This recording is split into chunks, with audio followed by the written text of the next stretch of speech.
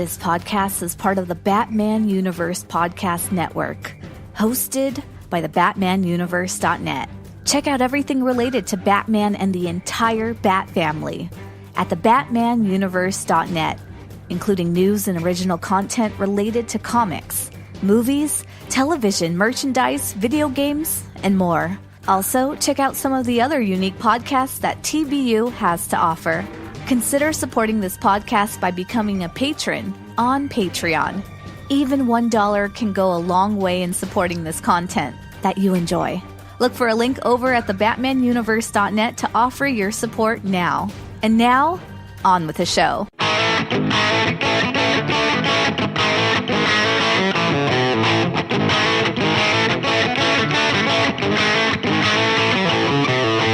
Batbooks for Beginners, come and join us. It's a podcast about Batman. Chris and Gerry go through the stories, tell you which are good books and bad. Join us on Batbooks for Beginners. We'll give you the straight story. Which Batbooks to get off the spinners. Have a good time with Chris and Gerry. They will talk Bat family history, favorite characters from the Bat crew. If you love Batman's adventures, Chris and Gerry will do it for you.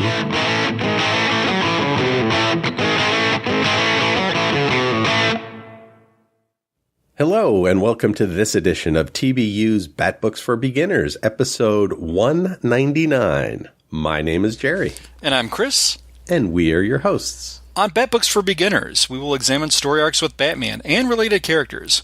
We give you the historical background of the book, break down the plot and the art, and give you our opinions so you can decide for yourself if they're worth a read. Today's Batbook Chris and I are covering is Battle for the Cowl, Part 2. But before we get that, Chris, we wanted to point out that this is our 50th episode of Chris and I doing Batbooks for Beginners together, and we both wanted to thank everyone for all the support you've given us. Thanks so much, Gerry. I can't believe it's been 50 episodes. For a while it seems like, we've been doing it a little longer. I really have been blessed that Dustin asked me to join you with this trek in the podcasting world. I've had a lot of fun with it, and I think we've both made some friendships that we never ordinarily would have made had it not been for this show. Definitely, and it's been so much fun doing it and getting to really dig into these Bat books with you. It's been just a blast. Likewise, I can't been blessed with another partner who's just really brought out so much to the table, and I've learned a lot from. So thank you so much, Gerry. Right back at you, buddy. Thanks. Well, cool. Tell us about Battle for the Cowl, Part 2, Chris. I will. Thank you so much, Gerry. Before I get in there, the music for the opening, I'm trying to place that. What was that? Sugar Magnolia from the Grateful Dead. Awesome. Thank you. Oh, very good. Okay. So, Battle for the Cowl Part 2, a.k.a. Batman Battle for the Cowl Companion, is a 128-page full-color softcover trade paperback that was published in November 2009 and had a cover price of $14.99. The trade paperback collects the following 5 standalone one-shot specials: Battle for the Cowl, Arkham Asylum, Battle for the Cowl, Commissioner Gordon, Battle for the Cowl, Man-Bat, Battle for the Cowl, The Network, and finally, Battle for the Cowl, The Underground, all of which were cover dated June and July of 2009, and each had a cover price of $2.99. If you wish to obtain a version of these issues, going for the individuals might be the cheaper route to go. Online vendors had the comic books going for at to lower than cover price. The trade paperback was going for $13.95 on Amazon at the time of this recording. And I confess I've seen the individual issues in 50-cent boxes at big comic book shops in the Midwest area. So be savvy and happy hunting. Now, to give the creative teams their due, and to be a bit more comprehensive, we'll list them per issue. For Arkham Asylum, we had writer David Hine and art by Jeremy Hawn. For Commissioner Gordon, we had writer Royal McGraw and art by Tom Mandrake. For Man-Bat, we had writer Joe Harris and art by Jim Calafiore. For The Network, we had writer Fabian Nicienza and pencilers Don Kramer and Jim Calafiore. And for The Underground, we had writer Chris Yost and art by Pablo Raimondi. I'll go off my memory and some online resources for the background for some of the more unfamiliar names that we haven't mentioned or haven't mentioned recently on this podcast.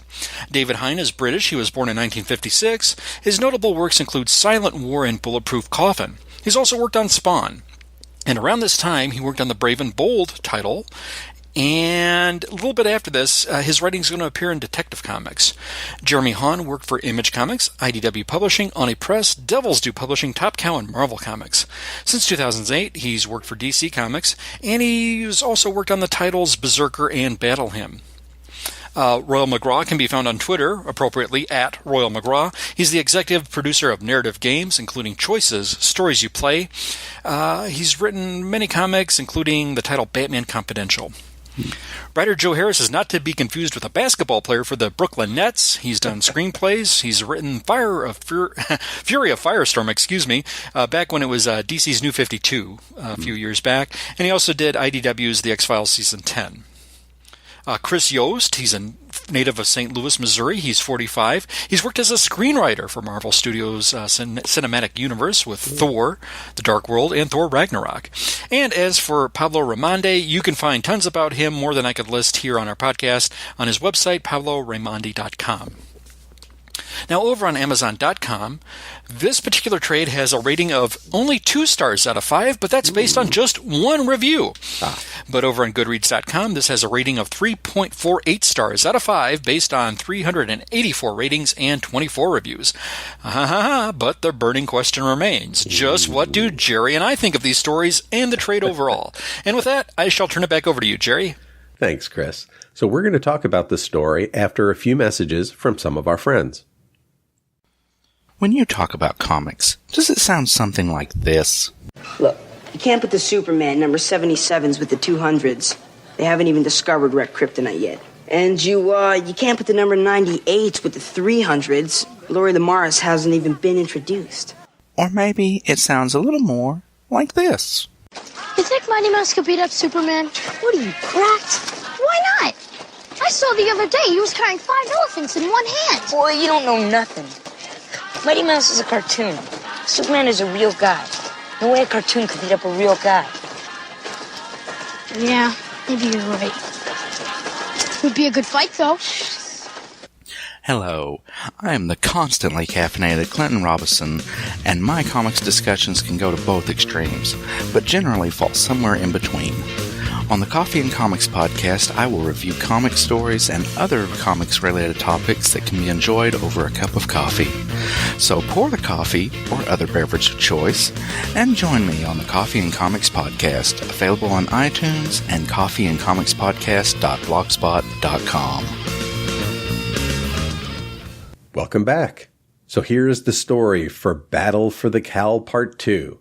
Now, as Chris mentioned, these stories are contained in a series of one-shots. And remember, in all of these, Batman is believed to be dead, and Gotham is in the grip of a criminal explosion that's rocking the city. Arkham Asylum. Jeremiah Arkham visits a destroyed Arkham Asylum. He remembers working with all of the villains in the building before the apparent calamity. Poison Ivy, Killer Croc, Clayface, Scarecrow, and more. But deep in the dark heart of Arkham is the solitary confinement area, where some of the very special patients reside. Alessio Morandi was an artist whose canvas was his own blank, featureless face. As a child in Italy, he had put a mask on his face and affixed it with adhesive. His father angrily pulled it off his face, removing much of the skin. Plastic surgeons could only do so much, and Alessio, now called No Face, has an emotionless, blank visage. He does paint excellent faces on himself, though. Another special patient is Mirror Man, or Narcissus. He's a man who emerged from the jungle in Haiti with no apparent background. He spends all his time looking at himself in the mirror, muttering in some unknown language. When people talk to him, he uses their words to talk back. Another special patient is Hamburger Lady. She is so ugly that it's rumored that anyone who sees her face goes insane. Jeremiah got a look at her mug and remembers that the sight of her opened his eyes to reality. The next day, he goes to his office and finds graffiti on his mirror and a box with the burned remains of the diary of his dead uncle Amadeus Arkham, which Jeremiah had himself burned. The scraps of text that remained encouraged Jeremiah into, quote, see the truth behind the reflection. It directs him to a secret panel behind the mirror, and Jeremiah finds blueprints to a new facility for the insane. Jeremiah vows to build this new Arkham Asylum. Just then, some thugs from the Black Glove organization show up and take over the asylum. They destroy it and free many of the supervillains. Jeremiah is able to find his 3 special clients and gets an unbroken mirror for Narcissus. He takes them to safety, where No-Face makes himself up to look like Joker. The next story, Commissioner Gordon. Commissioner Gordon is Mr. Freeze's prisoner. We flash back to how that happened. The GCPD is scrambling to take care of all of the escaped Arkham prisoners without Batman. Gordon gets a pack of matches from Harvey Bullock to light a cigarette. They have a sighting of Mr. Freeze in the Hyperborean Industries building. They go there and find him, but he blasts them with an ice gun. Only Gordon is left. Gordon is there with Freeze for several hours and is getting hypothermia. He fights Freeze and uses Bullock's matches to light a gas leak, which blows off the top of a tall Gotham building. Gordon and the GCPD are going to have to take control of Gotham without Batman. The next story is about Man-Bat. Dr. Kurt Langstrom can't help himself from taking the Man-Bat serum. He has a bad dream where he transforms and kills his wife Francine. He wakes up, but she's gone.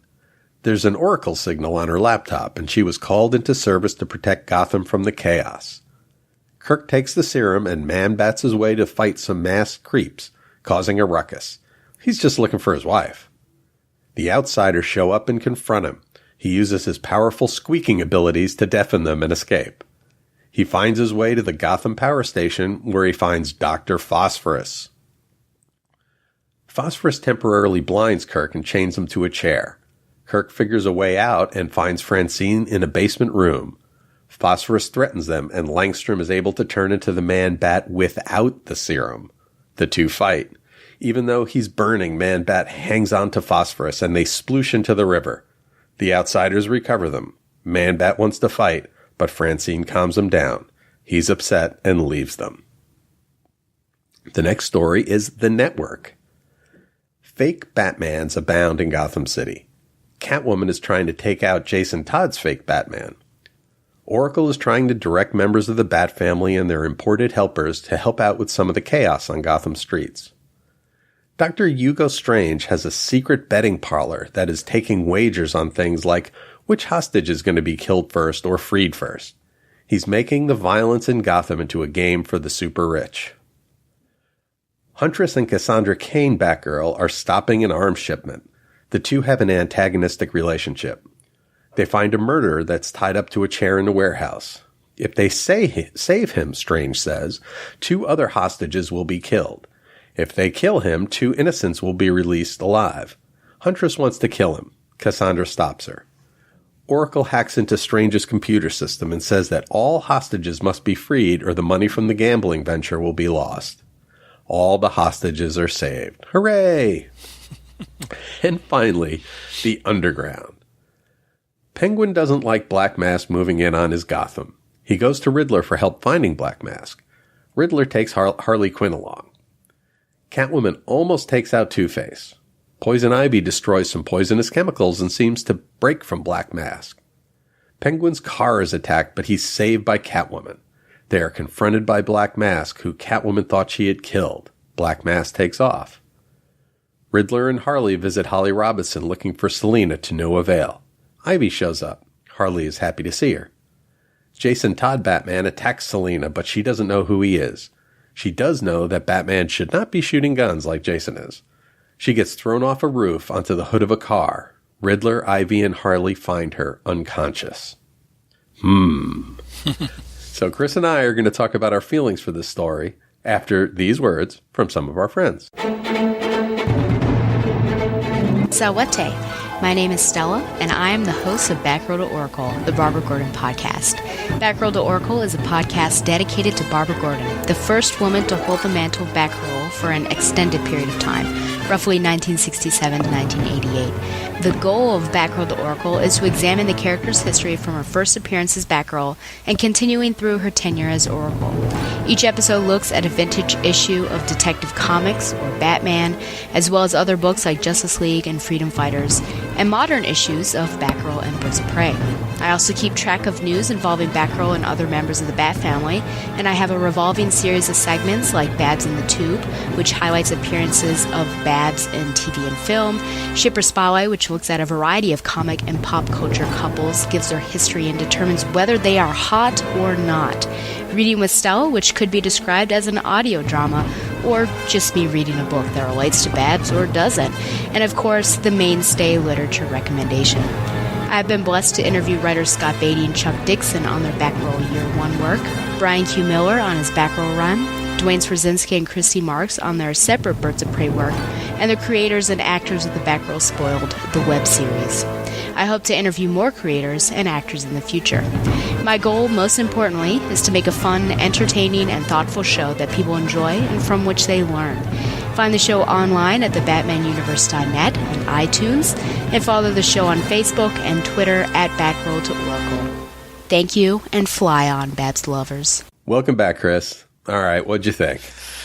Wow, Jerry, with trades like this, and I've said it before, you basically sort of get a smorgasbord, a buffet of a little of everything, with the Batcast and the Bat family. So I guess I'll go with some broad brush strokes by the numbers here in the order that we looked at it. First off, I have to, put this out there for what it's worth. The Mirror Man in Arkham Asylum is a new incarnation of the character. Shouldn't be confused with a character who was a little bald chap named Floyd Ventress, who first appeared in Detective Comics number 213. I think he was the first quote-unquote Mirror Man that Batman took on. And he had like these little square-rimmed glasses, and he would just run around, and he would just... His shtick was using mirror-related crimes, but he always tried to figure out who Batman was, and that was his ultimate goal, was to figure out who Batman was. So I thought he was one of the more interesting villains. I'm not sure, but a lot of those characters might have wound up on the animated Brave and Bold recently, because I think the other one, we had a No-Face character, not to be confused with a character called Dr. No-Face, who appeared back on Batman, Detective number 319, a guy by the name of Dr. Paul Dent, who just had no face, and he was a one-and-done villain, but again, I think he also popped up on an animated version of that show. Gotcha. That said, this was sort of like... It really had a 90s vibe to me with Arkham Asylum. This was almost... And not in a good way. I just thought... Hamburger lady, okay, come on. If you look at her face, you go insane. I mean, what is this? And how come we've never heard of these characters, I think, before or since? I was just really befuddled at this, almost to the degree of, like, the seriousness of this. And it's certainly... I don't want to fault David Hind, because I've looking at his list of credits, I've read some of his stuff before, and I've been impressed with this, but... This almost got to be the point where I just had real issues taking this seriously, almost to the point of this is one of the stories that gives me comic book fatigue. I think just with how let's push the envelope to see how dark we can go. So I really had some problems with that one. Versus the commenter, though, when I read the review on Amazon, this was the reviewers, this was his favorite story, and so this is obviously not for everybody. This didn't work for me, but it could work for someone else. Sure. Moving along, we had the Commissioner Gordon story with art by Tom Mandrake, who I had forgotten, which just brought back a lot of nostalgia for me when I was reading his stuff or seeing his stuff in the Batman title in the 80s, which was really, really nice. And I thought that was one of the more superior ones there with him and Mr. Freeze. The Man-Bat story, I didn't have a lot on my notes for that one. I thought Francine was portrayed very well. I liked the look of the Outsiders, but I had a problem recognizing Halo as a member of the team, because she here she is practically a grown woman, and she was drawn as such, whereas back in the day she used to be the younger member of the team and was drawn like a teenager. Let's see, we had The Network, Fabian Nicienza, pencils by Don Creamer and art by Jim Calafiore. I thought this was good. With respect, I sort of like I liked it more for the art than the story itself, and for the Underground, it was kind of cool just to see all the villains together, but it really didn't quite grab me as I thought it would. Yeah. So those were my initial impressions. Jerry, I'd love to hear your thoughts. Yeah, I enjoyed the Arkham story, kind of. So when Jeremiah saw the hamburger lady's face, he says, "Oh, I didn't go crazy, but the scales had fallen from my eyes." And all of a sudden, he has this experience where he's told about, somehow is told about the new plans, the new blueprints for the new Arkham Asylum. So my thinking is he actually does go mad, right? And he's gone crazy and is now going to build a new insane asylum, which I thought was kind of interesting. I felt for a lot of these stories, actually, I felt that they were kind of putting pieces in place for the next era that, is coming up, that these were setup stories, right? But I'm not sure how much of this pays off later. And I guess we'll find out in subsequent episodes of this podcast, but I do not recall a lot of these characters coming back. So this kind of seemed a little, I don't want to say pointless, but, it's not really contributing to the kind of Uber story. I thought totally agree with you about the Commissioner Gordon story about the art in that. It was really spectacular. And it's good to see the GCPD actually stop relying on Batman. They do seem kind of like in this piece, where I never get the idea that the GCPD is a useless organization, kind of like we see in the TV show, in the Batman 66 TV show, where, Gordon and O'Hara are really pretty useless. We usually don't see that in the comics.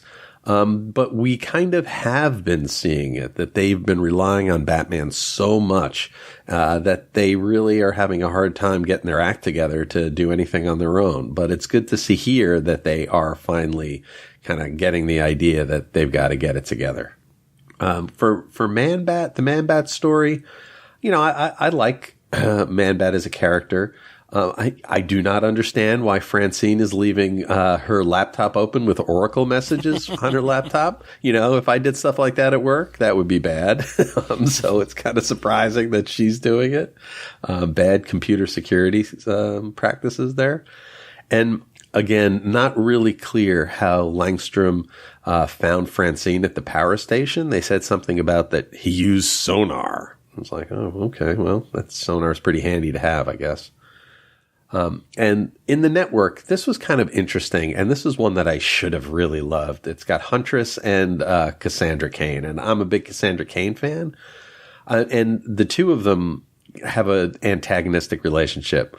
Huntress is very aggressive and very kind of in your face, and Cassandra Cain is quieter in general, and she just kind of shrugs it off. But really, Huntress is outmatched by Cassandra. Huntress does not stand a chance against somebody with Cassandra's skills, and Cassandra knows it and doesn't let it bother her. But there's a little characterization thing here that I didn't really care for. Cassandra seems very articulate. And I know in the past she doesn't really speak that much. And, when she does, she's kind of halting. And here she seems like she speaks in complete sentences and has complex, punctuation. And it just seemed a little off to me. That's a good point, Jerry. I had that in my notes too, and I just didn't get it out there. But yeah, that took me a little bit out of the story once I saw how articulate and she was. And it's just like nobody can really nail down this character. We sort of get like two different versions, one who's very verbal and one who isn't. Yeah, I agree. And I like her kind of, struggling, trying to put her language skills together. I think, we've seen that. I think on this show we've done stories about that. And I really like that about the Cassandra Cain character, and I wish they had done it here.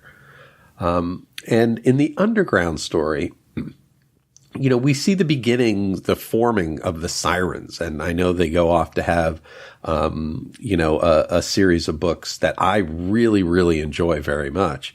We see Harley and Ivy and Selina kind of get together and be a team. And I love that team. And here's the origin of it. Here's where they get together. and I should be over the moon. This is the greatest story ever, but it's kind of just a bunch of stuff all pulled together.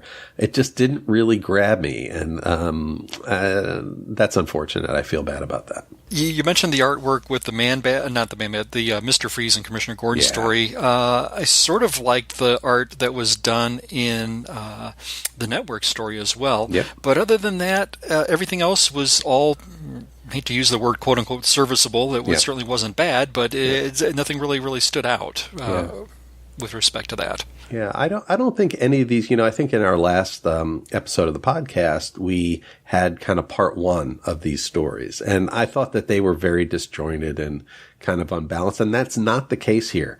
These are, you used the word serviceable. These are solid by the numbers stories, but they just aren't kind of that over the top thing that's like, yes, this is great. And they should be, I think.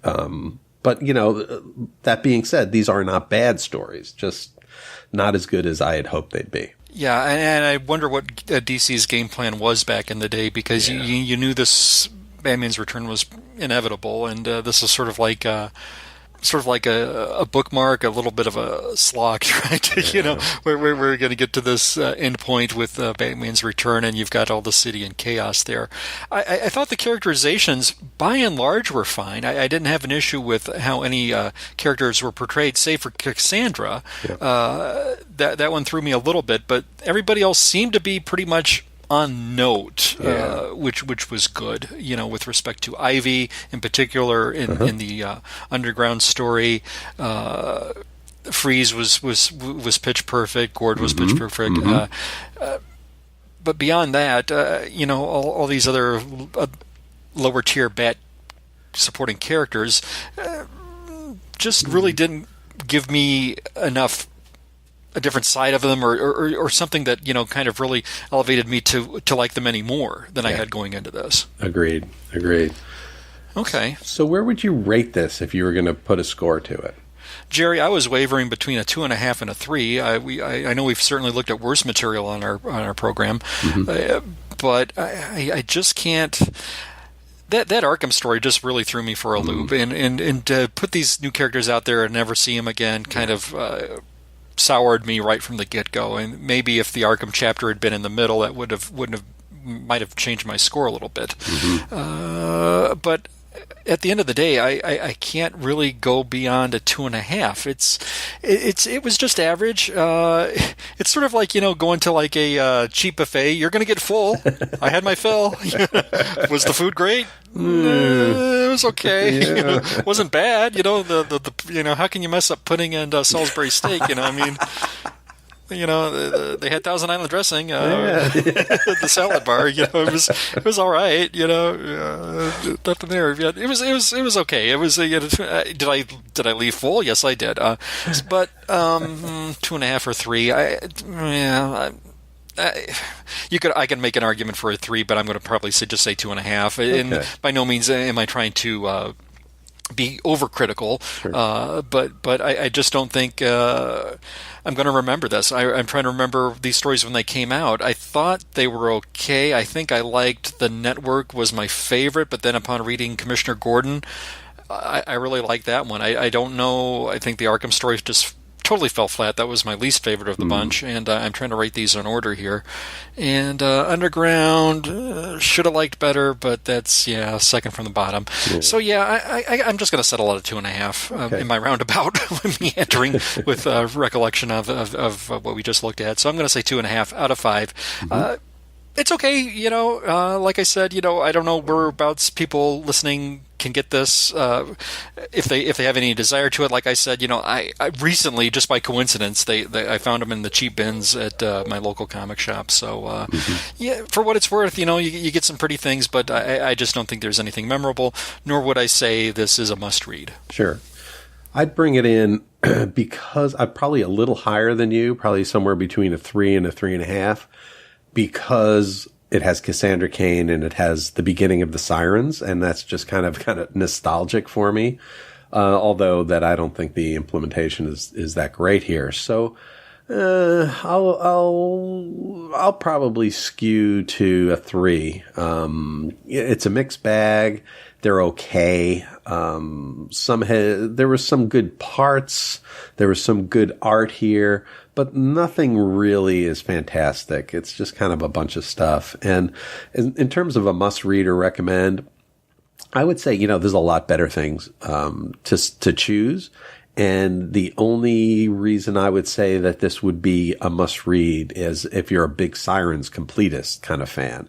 I was happy to see them get together, even if it wasn't the most amazing thing. So it sounds like we're not too far apart on these. Yeah, well, like I said, we've looked at worse things on our show, but this was sort of just an odd mixed bag. Yep, it sure was. Well, that's great. So now, folks out there, you should know that this is not the only podcast we do. Chris, which you can find at BTO and Bat Books on Twitter, he reviews Batman Adventures on Batgirl to Oracle, as well as some other stuff over there. Yeah, thanks so much, Jerry. I've been very fortunate to have a little bit of time on Stella's show to talk about what I want. And I'm reviewing the Batman Adventures book, which I think are some overlooked stories that I thought were really, really excellent back in the day. And these were from the early 90s, based on the animated series that was airing at the time, and I thought this was a really great run, and I think those were overlooked. So I'm really having fun examining those titles. I've got a segment within a segment called Night Watch, where I look at the current events in the Nightwing title, but I'm doing it from a shipper perspective. So those are really short thoughts, real quick, just to see if there's anything with respect to a shipper alert going on there. And I also want to mention a other podcast that I can be found on. New episode has been recorded. It's going to be released soon. It's Trust Your Cape. And the feed for that is on the Gal Walks Into a Comic shop, excuse me. And we're having a lot of fun with that. We're doing a live role-playing game, and you can follow the events going on Twitter at Trust Your Cape. So give it a try. I hope you like it. And now, Jerry, two of my favorite characters in the Batman universe are Batgirl and Catwoman. And so many things going on with respect to those titles. I know Barbara's ramping up to perhaps making a run to be running for Congress, and Catwoman, I think she's meeting the Penguin. I would really dig your take on these books, and I can see it in print. You do these reviews for the Batman universe. Am I correct? You sure are. Over in the BatmanUniverse.net, I do the reviews for Batgirl and Catwoman. And these are two books that I think are terrific right now, going through a very good period. And I really recommend the folks go and check those two books out. Batgirl is just being taken to a very interesting place. It's kind of looking into her relationship with her father, with Commissioner Gordon, and I think it's fascinating. And Catwoman is, Selina's trying to take care of her sister, who's in a kind of a mental institution, and she's running into trouble every step of the way. So both of these books are really terrific, and I recommend the folks be picking them both up. You can also find me on Twitter. You can find me at Professor Frenzy, and I tweet my weekly comics and talk about them. And a lot of them, we do a lot of talking about indie comics, and tweet about Dark Shadows. And we also, Chris and I, both live tweet horror movies at the hashtag Svengoolie at 8:00 on Saturday night. So go and check that out. That's a lot of fun. It was a lot of fun. We had a lot of fun at the time of recording this last night. We saw a great movie that I had never seen before, and I totally enjoyed it. Yeah, me too. Werewolf. Yeah, by Columbia, and I had no idea this movie existed. Never heard of it before. And I think the year on this one was 1956. Yes. And I got to confess, I really didn't recognize anybody in the cast per se, but this was a really, really great spin on the werewolf character. Yeah, I definitely enjoyed it myself. It was a big surprise. I was expecting it to be a terrible movie and just kind of make fun of it, but it was really good. So yeah, really artsy. The direction was really, really good in this. Yep. With some of the shots had a really noir feel to it in places. Yep, agreed. And folks shouldn't forget to check Chris and I out on the Professor Frenzy show. So by the time this episode is aired, there's 39 episodes of the Professor Frenzy show. And that's where Chris and I talk about indie comics and some other pop culture topics. And that's been really a lot of fun. There's a lot of great indie comics out there. And so go and check that show out. You can find it by searching on iTunes for the Professor Frenzy show. Jerry, hey, guess what? I opened the mailbag and we got a comment from our good friend Ian Miller at IBM Miller on Twitter.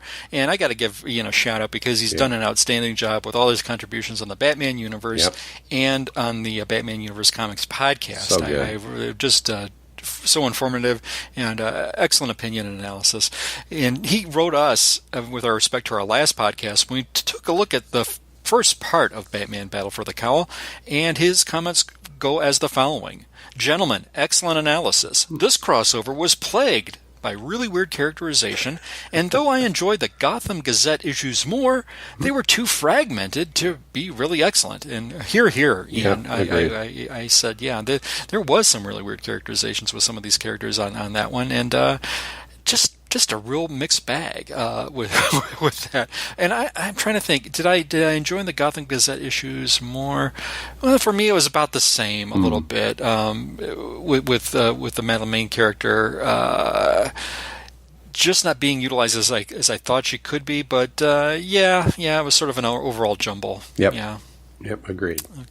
Okay. Well, thank you for writing in. And if you'd like to leave us any comments, you can do so on the TBU website, or you can comment via Twitter with the just look for Bat Books for Beginners, and with the current issue on the Batman Universe feed, you can drop us a line there. You'll have more space if you go over to the direct feed, though, on the Batman Universe homepage, and you can write your comments there. And by all means, you can certainly reach out to Jerry on Twitter at Professor Frenzy or myself at BTO and Bat Books, and we're very fortunate to get any feedback we get. Thank you very much. Yes, thank you. And for the past episode, we got likes and retweets on Twitter from the following. Selling Out Show at Selling Out Show. Hey, that's a show about the world we live in, hosted by a couple of guys who screw up at every turn. One of them is our good friend Dave at Lava Hog. And fine show. Yeah. And I don't think you screw up at every turn, guys. But it's always self-deprecating, but it's a fun show, and I really enjoy it. Hey, we heard from good old friend Jody Yearden at Regal Fan. Adjacent Culture at Adjacent Culture. We heard from our good friends Trekker Talk at Trekker Talk. Now, that's a fan podcast devoted to the adventures of sci-fi bounty hunter Mercy St. Clair from the Trekker Comics by Ron Randall. And it's from our good friends Darren and Ruth, and they're part of the Rad Adventures Network. Yep. We heard from Robin Stevens at Robin031 Robin. Again, we heard from Lava Hog at Lava Hog. That's our good friend Dave. We heard from Warlord Worlds at Warlord Worlds. That's a fan podcast devoted to the comic creations of writer and artist Mike Grell, including the Warlord, John Sable, and Green Arrow. And that's also a part of the Rad Adventures Network. We heard from Tyler Batstone at Batstone Tyler. Thank you very much. We heard from our good friends Longbox Crusade at Longbox Crusade. We heard from Justice's First Dawn at Classic JLA, longtime fan and follower of our show. Thank you so much. Yes. We heard from Gal Walks Into a Comic Shop at Gal Walks. Oh, love the show. Hosted by our good friends Bob and Barbara. Bob knows comics. Barbara's getting there. She's getting more acclimated. Each and every issue has been a treat. Can't see what they're doing next. Fun stuff. And they just interviewed Jeff Ruffy at Gunning for Hits, and that was a really fine interview. Great episode. Check it out if you haven't heard that one yet. Now, we heard from also Bill Beer at Gotham Knight 13. He's the host and creator of the Bat Pod podcast. Now, speaking of that, you can find them on Twitter at the Bat Pod, at PodBat. Now, their most recent episode at the Bat Pod, Bob and Barbara did a little bit there where they were the voices of the Racer and the Catwoman, and they just did a fantastic job. So be sure to check that one out. I thought they were outstanding. Terrific. And we heard from the Batman Universe at Batman Universe. That's our website, reporting news and content, including podcasts, comics reviews, and media related to Batman Universe. So be sure to check out our home site. Yeah. Thank you so much. Now, if I overlooked you, which there's a distinct possibility I did, my apologies. But let me know on Twitter at BTO and Batbooks, or Jerry know at Professor Frenzy, and we'll be sure to mention you on our next show. Thank you very much. Thanks, everyone. And that's all we have for today. Please join us next time where Chris and I will continue our coverage of Batman Reborn. My name is Gerry. And I'm Chris. And thank you for listening to Bat Books for Beginners.